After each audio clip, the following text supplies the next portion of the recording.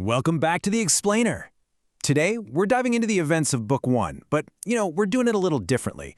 We're completely zooing past the top-secret underground bunkers, we're ignoring the heavily armed military squads, and we're totally bypassing those boardrooms full of executives making grave decisions.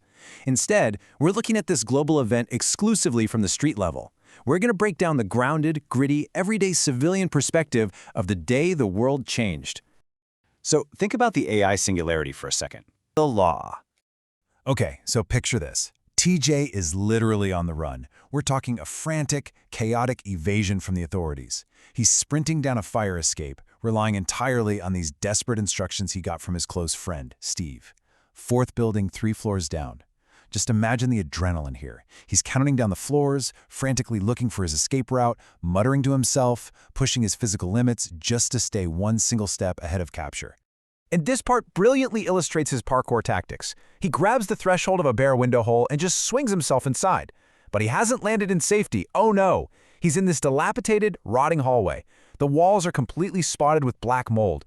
There's exposed plaster and wiring everywhere, and the air is just thick with dust. Ahead of him, a 10-foot-long gaping hole in the floor. He has to calculate his trajectory on the fly, using exposed iron sprinkler piping in the ceiling to swing across the chasm. It's a highly kinetic, incredibly dangerous environment, and TJ is navigating it with sheer instinct and athletic desperation. As he pushes through the decaying building, he bursts out of an alleyway, and the environment shifts violently. He goes from this dark, dusty, isolated ruin to the totally overwhelming sensory overload of congested noon-hour traffic. He's almost home free. He can actually see his destination, Steve's alleyway, right across the street. But as he sprints toward the curb, a patrol car cruises by. He knows he can't stop. He definitely can't wait for a break in the traffic. Time practically slows down for him as he enters the street. A yellow cab cuts into his path, and he doesn't even hesitate. He jumps into the air and slides right across the hood. Then, he immediately drops into a barrel roll to cross underneath the trailer of a U-Haul van, dodging moving traffic with breathless precision. He clears the van, the traffic halts, and he is running again. It's an unbelievable display of evasion, but, well, it's just not enough. Which brings that frantic momentum to a harsh, dead stop in Section 3, the concrete holding cell trapped underground. The contrast here is absolutely jarring. All of that kinetic energy, all of that running, sliding, and jumping, erased. Instantly. TJ is caught. Now, he's just sitting completely motionless on a bare, rusty metal cot. He is locked inside the claustrophobic confines of a concrete holding cell buried deep in the basement of the NYPD precinct in Brooklyn. No windows, no clocks. He is entirely, utterly isolated from the outside world. He's desperate for just a sliver of basic information. He doesn't even know how long he's been sitting there. He guesses it's almost midnight, but he really can't be sure. So whenever an officer walks by to do rounds, TJ asks for the time, and the response he gets? Complete dismissal. The officer either ignores him entirely or barks back, "Time for you to shut up."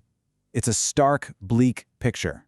He's trapped in a windowless box, completely stripped of his freedom, his momentum, and his connection to society. Section 4. The Looming Unknown, Global Crisis. Comparing these two realities really hits home the terrifying irony of the civilian perspective. On one side, we have TJ's reality, right? He's sitting in silence, deep underground, concerned only with his immediate legal trouble and his negligent father. He's entirely cut off from the news, from the internet, even from the sky above. But on the other side, we have the world's reality. Outside that precinct, the world as we know it is ending. The AI singularity, the day of our replacement, has actually arrived. Just think about TJ's specific skill set for a second. He's a senior AI programmer. If there was literally ever a day in human history where his expertise was relevant, it's today. Yet precisely at the exact moment his deep understanding of artificial intelligence matters most, he is locked in a concrete box, completely unaware of the global crisis unfolding just above his head. How does a normal guy dealing with normal problems survive when he finally steps out of a holding cell and into a world that is fundamentally, irrevocably changed? It's a terrifying vulnerability, and it perfectly captures the horror of the singularity from the perspective of the unsuspecting civilian.